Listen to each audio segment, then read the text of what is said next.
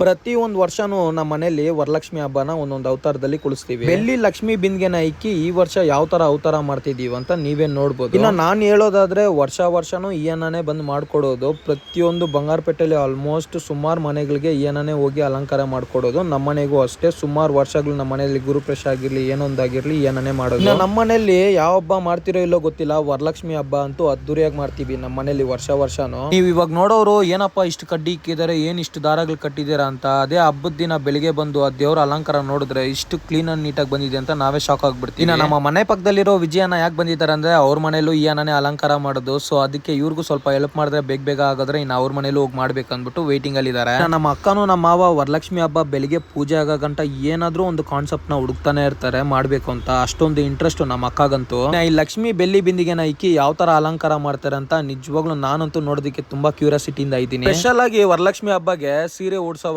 ನಿಜವಾಗ್ಲೂ ಯಾರೆಲ್ಲ ಸೀರೆ ಓಡಿಸಿರ್ತಿರೋ ಈ ಕಷ್ಟ ಎಲ್ಲರಿಗೂ ಗೊತ್ತೇ ಇರುತ್ತೆ. ಒಂದೇ ಒಂದು ಫ್ರಿಲ್ ಮಿಸ್ ಆದ್ರೂ ಮತ್ತೆ ತೆಗೆದು ಮತ್ತೆ ಮಾಡ್ಬೇಕು. ಫೈನಲ್ ಆಗಿ ನಾ ಸೀರೆ ಎಲ್ಲ ಉಡ್ಸಿದಾಯ್ತು. ಇನ್ನ ಈ ಬೆಳ್ಳಿ ಬಿಂದಿಗೆನ ಇಕ್ಕಿ ಯಾವ ತರ ಬರ್ಬೇಕು ಏನು ಅಂತ ನಮ್ಮ ಅಕ್ಕನ ಕೇಳಿ ಆ ಹೆಣ್ಣವರು ಕಟ್ತಾ ಇದಾರೆ, ನೋಡ್ಬೋದು ನೀವು. ನಮ್ಮ ಮನೇಲಿ ಸ್ಪೆಷಲ್ ಏನಪ್ಪಾ ಅಂದ್ರೆ ವರ್ಷನೂ ಒಂದೊಂದು ಅವತಾರದಲ್ಲಿ ಲಕ್ಷ್ಮಿನ ಕುಳಿಸ್ತೀವಿ. ಆದ್ರೆ ನಾವು ಅನ್ಕೊಂಡಿದ್ದಕ್ಕಿಂತ ತುಂಬಾ ಚೆನ್ನಾಗಿ ಬರುತ್ತೆ ವರ್ಷನೂ. ನಾ ತಾಯಿ ಮುಖವಾಡ ಇಕ್ಬೇಕು, ಹೂವಿನ ಅಲಂಕಾರ ಮಾಡ್ಬೇಕು, ಹಬ್ಬದ ದಿನ ಪೋಸ್ಟ್ ಮಾಡ್ತೀನಿ ಯಾವ ತರ ಇತ್ತು ಅಂತ ಕಮೆಂಟ್ ಮಾಡಿ. ಹೂವ ರೇಟ್ಗಳ ಕಡೆ ಬಂದ್ರೆ ನಮ್ಮ ಬಂಗಾರಪೇಟೆಗೆ ಬೆಂಗಳೂರಿಗೆ ಅಷ್ಟೊಂದು ಡಿಫ್ರೆನ್ಸ್ ಇಲ್ಲ. ಬಂಗಾರಪೇಟೆಲಿರೋರು ಆರಾಮಾಗಿ ಬಂಗಾರಪೇಟೆಯಲ್ಲಿ ತಗೊಬಹುದು. ಮನೆಗೆ ತೆಂಗಿನಕಾಯಿ ಬೇಕಾಗಿತ್ತು, ಸೊ ತೆಂಗಿನಕಾಯಿ ತಗೊಂಡು ಮನೆ ಕಡೆ ಹೋದೆ. ನಿಮ್ಮ ಬಂಗಾರಪೇಟೆ ಹುಡುಗ. Thank you ಗೆಳೆಯಾಸ್.